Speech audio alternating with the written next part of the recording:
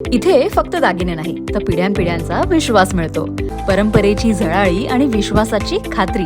Kailas अडगावकर jewellers, Datta मंदिर bus stop, Nashik road.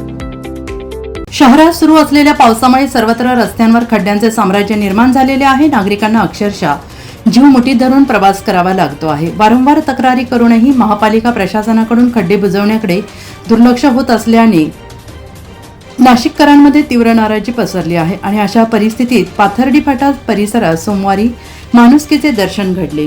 वाहतूक नियंत्रणाची जबाबदारी सांभाळणाऱ्या ट्रॅफिक पोलिसांनी अपघात टाळण्यासाठी स्वतः पुढाकार घेत रस्त्यावरील धोकादायक खड्डे बुजवण्यास सुरुवात केली.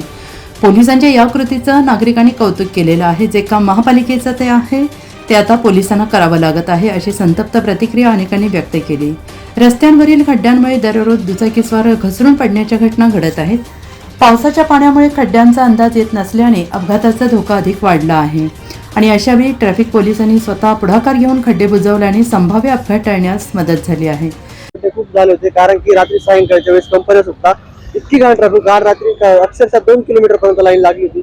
रोज खड्डे आम्ही बुजवले. परवाच्या दिवशी जेसीबी लावून आम्ही स्वतःच्या स्वखर्चाने बुजवले, पण तरी ते राहिले नाही पावसामुळे. तर महानगरपालिकेने केलं पाहिजे नाही का?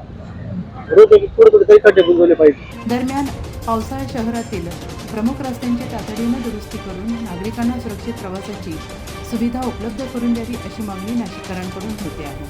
NCN न्यूजसाठी सचिन दिवटे, नवीन नाशिक.